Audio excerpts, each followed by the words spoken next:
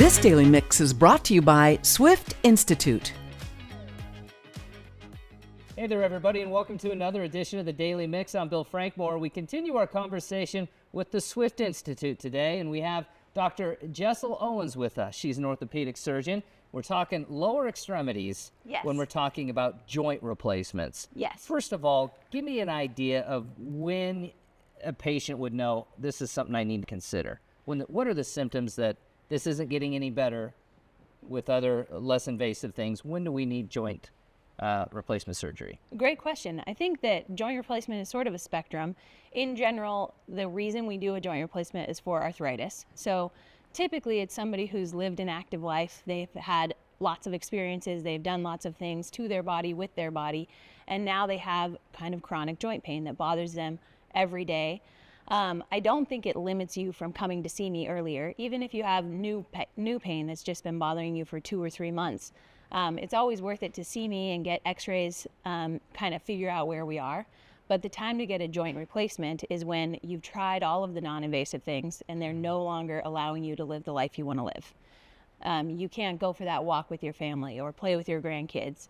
Then we got to talk about something else that can restore those activities. Yeah, and I have relatives who have waited too long to get hips replaced, to get knees replaced. Yeah.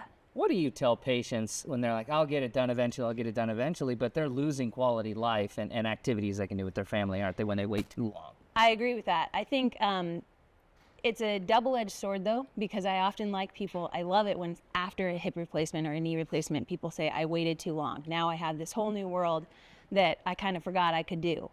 But I tell people, if you're thinking about your hip or your knee every day and it's what's ruling your life, it's the reason you say, no, I'm not going to go to the farmer's market today. No, I'm not going to go with the family to the picnic because it's just going to be too hard for me to make it there. Yeah.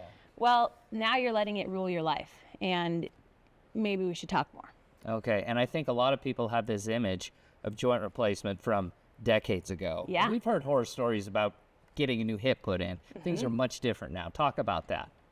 That's a great point. I think even in my training, I trained in the late 2015 to 20, and a lot of the people that I trained with said back in their day, people were in the hospital for 4, 5, even 10 days after a joint replacement.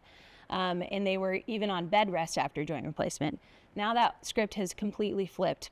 Patients are typically out the door the same day and walking immediately with a walker for about 2 weeks, and then they're back at it. Okay, now is this can only be done in a hospital? Can you do it in a setting? Surgical center? Surgical centers are definitely an option. They're pretty unique to the patient. Some patients can tolerate a surgery center. If they're younger, if they're healthier, they don't have a lot of other medical comorbidities. But oftentimes we'll do surgery at a hospital, and still the same thing happens. The patient still goes home the same day. We just have the backup plan of the hospital being there if we need it.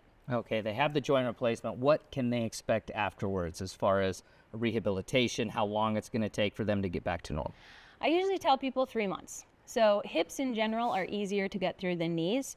But it's 3 months till you're back. If you're a bicyclist, you're back cycling outdoors, you're doing what you want outside. It's 6 weeks until you're going to the grocery store, walking around, doing your regular house chores. But 3 months to be the level you want to be. Okay, very good. And again, I think the thing that people need to know, you try everything non-invasive, of course, before you get this done, but absolutely, man, it can give you your life back. It can, yeah. Tell me what is that like being a doctor and you see someone after the surgery and it's a huge success? It's the best day. The 3-month visit, even sometimes the 6-week visit, is like the reason I go to work.